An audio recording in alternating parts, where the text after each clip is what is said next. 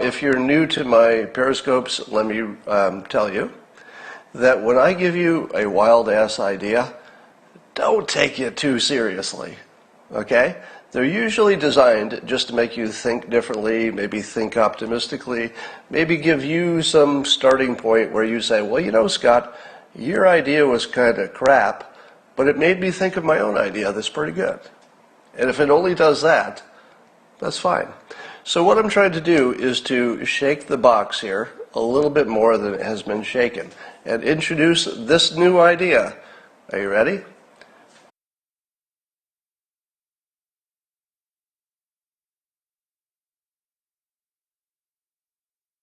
I thought I would make a very special evening Periscope in which I will tell you how to fix absolutely everything. Everything in the country. Every problem. I'm going to show you how to fix the risk of robots taking over our jobs. I'll fix systemic racism. I'm going to fix the economy. I'm going to fix retirement. I'm going to fix the environment. All of it, really. And I see that there are roughly enough of you here for me to tell you how to do that. Now let me give you the setup first. Here's the setup. I don't believe that in the future that capitalism will work for everybody. So that's the starting point. In the future, capitalism just won't work for everybody. Now that's always been true, right?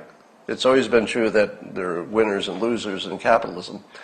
But because what it takes to succeed in capitalism will be harder and harder, meaning if you don't have a STEM degree, you don't have something special going on, it's going to be harder and harder to make it in capitalism. It's going to be harder to get yourself an education.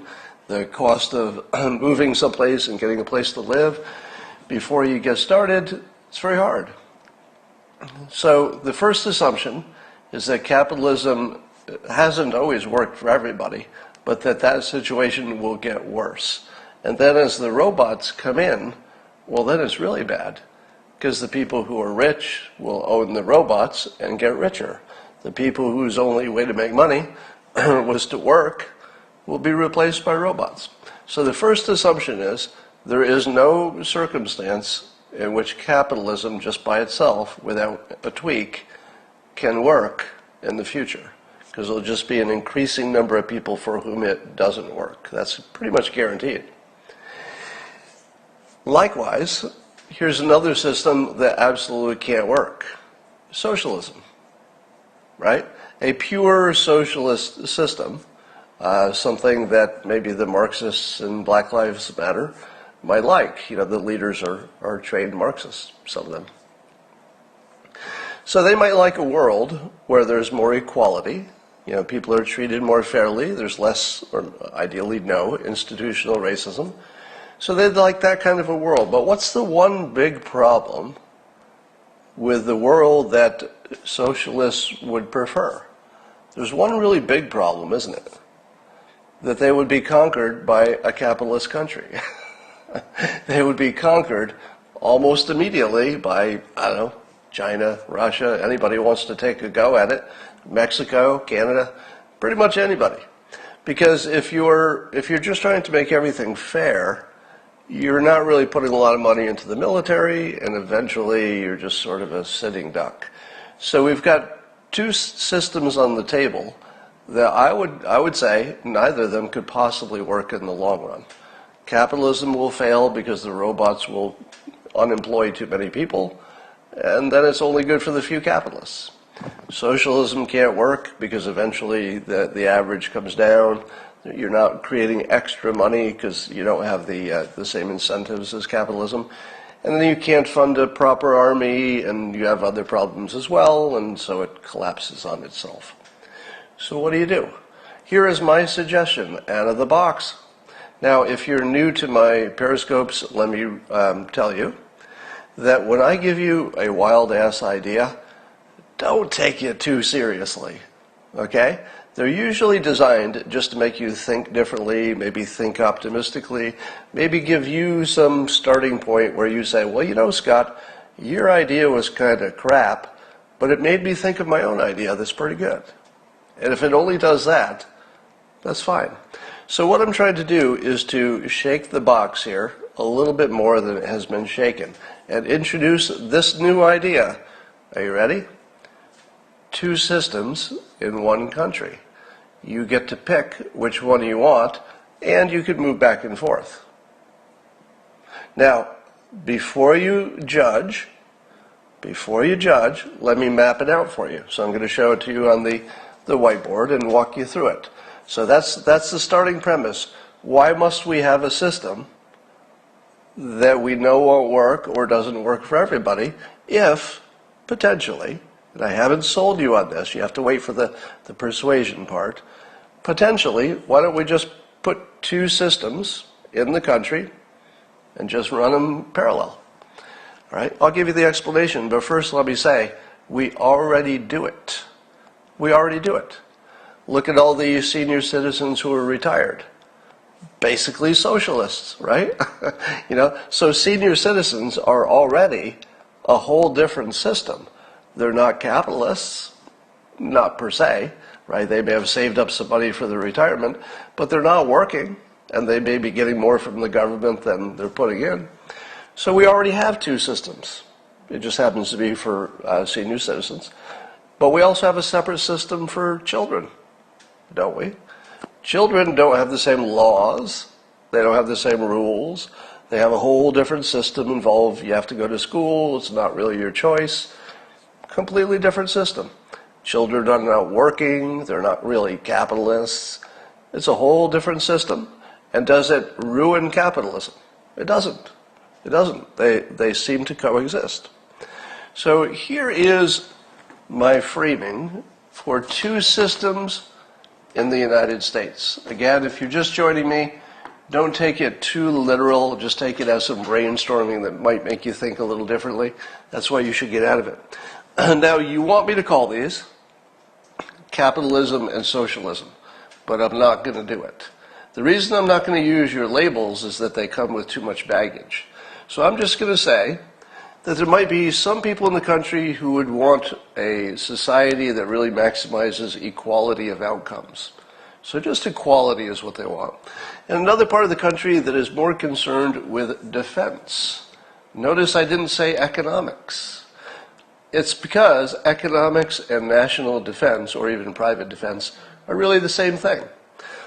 You need money to fund an army. You need money to be secure in every way that people need to be secure. So making money and capitalism is really a defense kind of an idea with extras. So imagine, if you will, that we carve down some space in the United States, and on the other side of the board, I'm going to show you that idea. Oh, there's a good part coming. So if you bail out before I get to the good part, you're not going to know that this is a good idea. All right? So I hate to tell you, you got to wait for the good part. So just imagine that you have some carve out some space within the United States, and you just say you can live the way you want to live, and you can even make up your own constitution or laws, and you do not have to fund the military. You're just not part of the military thing. We'll do that, the people who want to work.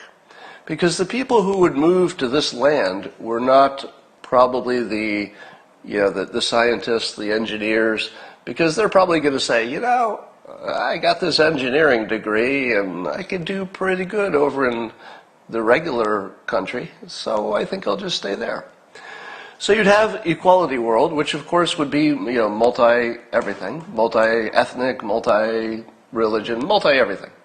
And of course, both worlds would be multi-ethnic, multi-everything. So this isn't about Black Lives Matter. I'm not saying, hey, you make a place where all the black people go. If you heard that, you're hearing the wrong thing. So both of these worlds are completely melting pot situations. They'll just handle it differently. Over in defense world, there's capitalism, and you've got to be ambitious. They're going to be paying for the national defense. They like their police. They're very consumerish and acquisition-oriented. And they probably have traditional families. Now you may say to yourself, wait, Scott, why do you have the traditional families only on one side with these money-making capitalists, but you don't have it on the equality side. They could have, why can't they have strong families? Because everybody knows a strong nuclear family is a big plus. Statistically speaking, it seems to be the main variable of keeping you out of jail. But did you know that a traditional family works best if you got money? Traditional families work really well for people making a lot of cash, because you can get your help, you can have 2 family incomes and a nanny. You've got all kinds of resources. So the rich people don't have to have traditional families. It wouldn't be a law. It would just turn out that way, that they would prefer to self-organize around traditional families. Not required, no requirement whatsoever. It would just work out that way. The equality people would be, they'd have to be self-sustaining. Did you like that part? The other part of the country, at least after some startup phase, would not be funding anything that's happening over in equality land. So they would, for financial and tax reasons, they would just be separate.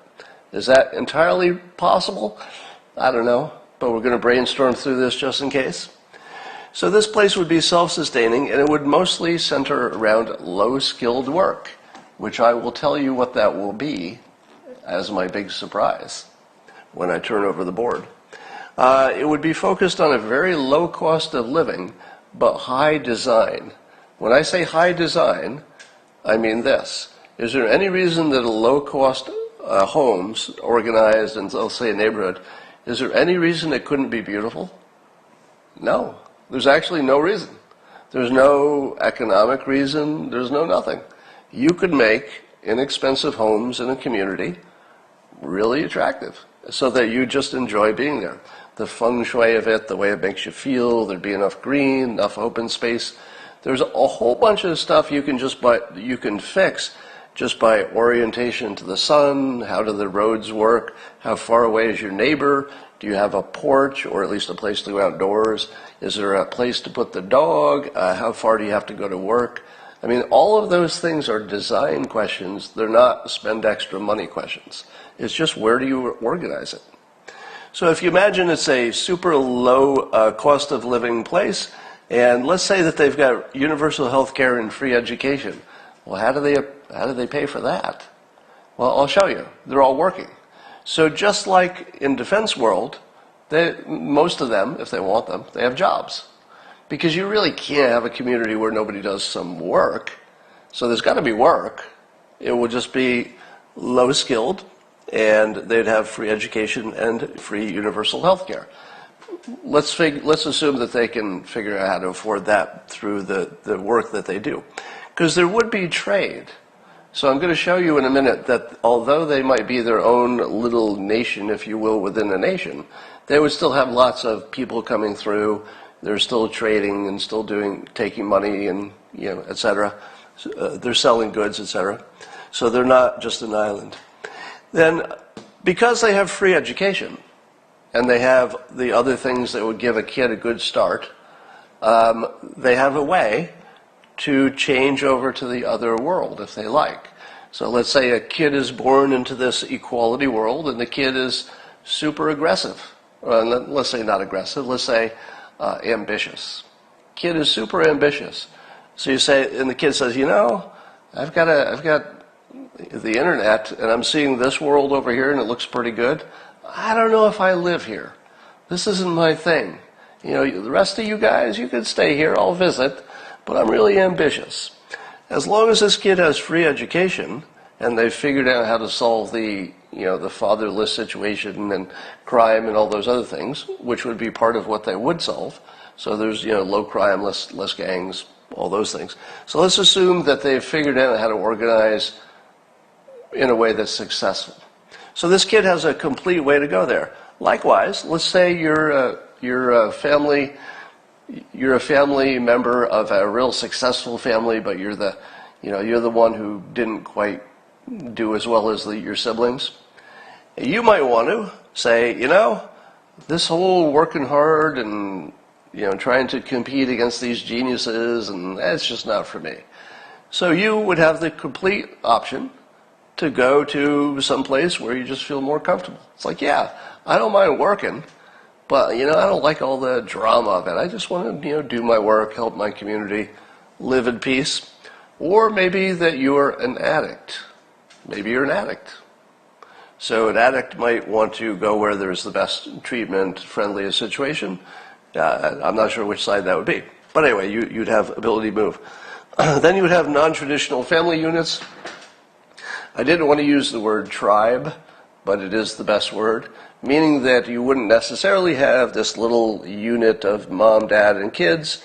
They would still exist, but you'd have, aunts and friends and uncles, and you'd never have to worry about health.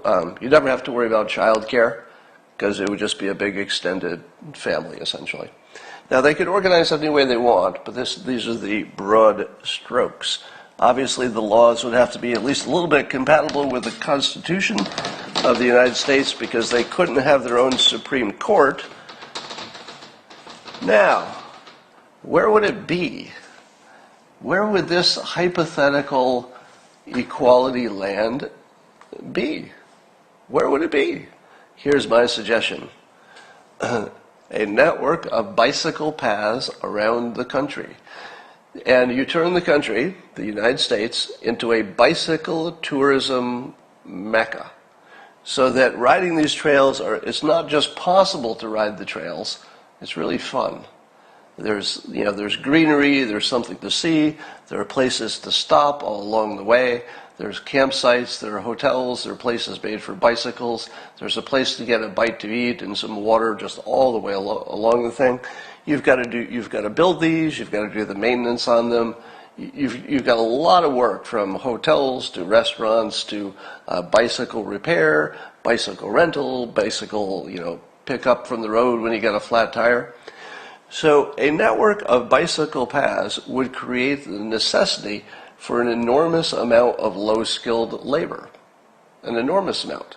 And the beauty of this is, if you wanted to go to, let's say, live along the path, it's being along the path that is where the Equality Society lives.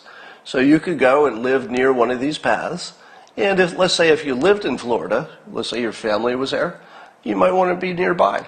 So you just, you'd be within driving distance, but you would live in equality land, and you would be sort of subject to that lifestyle and culture. Now, if you did this, you would have an industry that would be robot-proof. That's right. It would be robot-proof, because robots wouldn't be as great for doing this kind of work, and the people in equality land could just say, no robots. No robots. We just decided that we won't have any robots in equality land, which is spread along these paths. And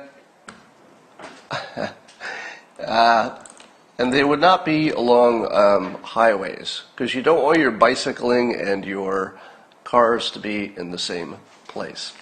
Now, obviously, depending on the season, there would be different parts of the bicycle paths that would be better in different seasons. Who's policing the paths? Who's policing the paths would be the citizens of Equalityville. They would have lights, they would have cameras, they might have humans, but you wouldn't be ever too far away from something civilized. And yes, and a big part of this idea is, a lot of you know, I got an e-bike recently, so it's got a battery that assists you when you pedal. Now, if you have not experienced the fun of riding an electric bike that makes you feel like you have super strong legs, because you always have to pedal it. It doesn't do anything by itself, but the pedal assist, you'll go up hills like they don't even exist. Senior citizens can easily climb hills with these. Senior citizen meaning probably through to your early 70s. You could go up hills pretty easily. So that's the basic idea. So if you're just joining me, I will recap. The idea is to, and again, it's not a proposal, it's just for brainstorming reasons. You don't have to love the idea. But think in terms of letting the people who will never be comfortable in the dog-eat-dog world of capitalism and free markets, why not let them have their own piece of the pie? And they could build something from scratch that would not be racist at all. Now, what would be the alternative? Well, the alternative is we either live in a country where there's continuous tension about systemic racism, or we say, how about you show us how to do this right? How about you start in a fresh situation? Because, if we're being honest, most of the people affected are people who don't have a lot of skills because they've got other problems, right? The people who have lots of skills probably doing okay. It's sort of everybody who's below that lots of skill level who's got the extra burden of racism without the benefit of at least I made some money. All right. Somebody says that's what homeless encampments are for. Now, the idea here is not to simply put them in some kind of like a Native American reservation. All right. If you're thinking in terms of it's just like a Native American reservation, did that work out? No, we're not talking about that. I'm talking about a really well-designed society from the ground up, using the best knowledge we have. And you don't even do the first, town along the first bike path until you've got something that looks pretty good, right? So you don't have to just say, here's a bunch of land, good luck, Native Americans, with your land. You can design it right so you know what you're getting into before you go live. All right, now, as you might imagine, there are a billion ways this can go wrong, but you have to compare it to the alternatives. Compare it to the alternatives. The alternatives are we either fight forever about socialism and systemic racism, because it doesn't look like our current system can be tweaked. It just doesn't look like it can. I was looking at an announcement from Cornell. I think it's just came out. And Cornell was talking about all the things that they were doing to address systemic racism. And it was just page after page of this class and this education, and we'll fund this and do this. And it just looks like it will be too hard to retrofit something that's so mature, the rest of the country. And I would be perfectly okay if the country said, you know what, if you've got a better idea, let's test it. Let's test it. We'll give you some space, see how it goes. What about borders? In this case, that's a good question. I would say that one of the questions would be what to do with immigration. Now, because the equality land likes immigration, likes it a lot, and so too does the defense land, but they would prefer the high-skilled workers more so. You could say that you could have unlimited immigration into these areas as long as people are, let's say, tracked. Maybe they have to have a phone with a tracker on it, so they don't just immediately leave. But it would be a great place to go. So if you were an immigrant, let's say this. Let's say you're an immigrant, and if you went with the approval, I guess they wouldn't even need approval, of the people in equality land, that you could just go there. You just couldn't leave there. Because you wouldn't have a free pass to go to equality land and then just leave there and go to the rest of the country. Now, how can you do that? I don't know. Maybe there's some way to... I've suggested for a long time that immigrants should have some kind of an immigrant phone that has special apps for finding work, but also for tracking them and for making sure that they're doing what they need to do. So there might be some way to allow immigration into the worlds where they want it and control it more for the worlds where they're really just watching the dollars. So that's the idea. It's good to see exactly one person who said this is great. I've got a feeling this wasn't the kind of idea that everybody would light up with. But if you have a bicycle, it probably excited you. Somebody says, once again, seniors are not socialists. Well, you know what I meant, all right? No, seniors aren't socialists, but you know what I meant. For the most part, they're not going to work. They're receiving money. It's not all the money that they put in. In most cases, most seniors are getting more from the government than they ever put in Social Security. So, but again, everybody's different. There's no one thing you could say about seniors that would be true. Oh, okay, a few more people are saying it's a good idea. I'm actually going to watch some more of the comments because I have no idea. Oh, some more people love it. How about that? And by the way, you could also have, your solar panels all the way. You could have your windmills. I mean, you could do a lot of cool stuff there. Yes, I do really like my bike. I'm sorry if I sound like an e-bike commercial, but if you've experienced it, you would immediately know you're seeing the future because those batteries are going to get better and better. And even senior citizens will be able to have a three-wheel trike that they could go 100 miles. I mean, you could go 100 miles on flat ground, well, even with a little bit of hills. If you're 75 years old and you're willing to sit on a three-wheeled vehicle with a good battery in it, you'll just pedal yourself 100 miles and you'll be happy about it. So imagine if you could that going on vacation, a family vacation, how hard is it to go on a family vacation? Raise your hand if it's the worst frickin' thing in the world. Why? Because nobody wants to do the same stuff. Good luck getting all the members of your family to do any one thing that they all like equally well. And then what do the kids say? The kids say, yeah, I'll go on that vacation with you, Mom and Dad. I need to bring a friend. And then it just becomes impossibly complicated to satisfy everybody's needs, and it's really expensive to go on any kind of vacation.